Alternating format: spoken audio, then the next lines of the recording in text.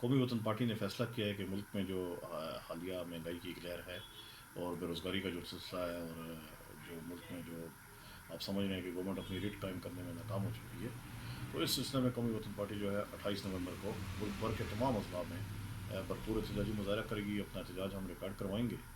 اور اس احتجاج کے ذریعے ہم یہ عوام کو میسج دینا چاہتے ہیں کہ یہ حکومت جو ہے یہ بری طرح ناکام ہو چکی ہے. انہوں نے جو عوام سے وعدے کیے تھے کہ ہم آپ کو 1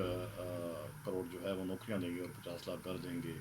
اور مہنگائی کو ختم کریں گے، کرپشن کا خاتمہ کریں گے، تو ہم سمجھتے ہیں کہ یہ اس میں بری طرح ناکام ہو چکے ہیں. نوکریاں دینا تو درکنار، انہوں نے لوگوں کو جو ہے وہ پہلے سے جو روزگار پہ تھے ان کو یعنی کہ آپ دیکھ لیں کہ لوگوں کو مہنگائی کی وہ اس آپ نیچ پہ چلے گئے ہیں کہ کمپنیاں جو ہیں وہ چاہے پرائیویٹ ہیں یا جس قسم کی بھی ہیں وہ لوگوں کو نکال رہے ہیں اور گھروں کو یہ مسمار کر رہے ہیں. آپ کے سامنے حالات ہیں کہ نئے گھر تو دینا بہت دور کی بات ہے، پرانے گھر بھی جو ہیں جس میں لوگ رہ رہے ہیں، کچی آبادیاں جو ہیں انہوں نے بالکل مسمار کر دی ہیں. اور اس کے علاوہ جو آپ کے سامنے آج ایک یہ حالیہ جو ایک مہنگائی کی لہر ہے، ٹماٹر کی آپ ایک بازگشت سن رہے ہیں مارکیٹ میں، یعنی کہ عام جو سبزی ہے وہ غریب کی پہنچ سے دور ہو چکی ہے.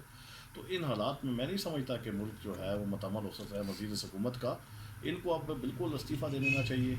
ان کو اب گھروں کو چلے جانا چاہیے، اور نئے فری اینڈ فیئر الیکشن کروانے چاہیے تاکہ اس میں جو ہے ایک نئی گورنمنٹ آ سکے اور وہ عوام کے جو مسائل ہیں ان کو ترجیح بنیادوں پہ حل کریں. ہم یہ بھی سمجھتے ہیں کہ یہ جو فری اینڈ فیئر الیکشن ہوں گے، اگر اس میں یہ دوبارہ آتے ہیں تو ہمیں کوئی اعتراض نہیں ہے، لیکن فری اینڈ فیئر الیکشن میں ہم زور بار بار دے رہے ہیں جس میں کسی قسم کی کوئی مداخلت نہ ہو. عام عوام کا جو ہے وہ حق رائے دہی استعمال کیا جائے، اور اس کے نتیجے میں جو حکومت آئے گی وہ ہمیں بالکل جی وہ چاہے وہ جس کی بھی حکومت آتی ہے وہ ہمیں منظور ہے. بہت شکریہ.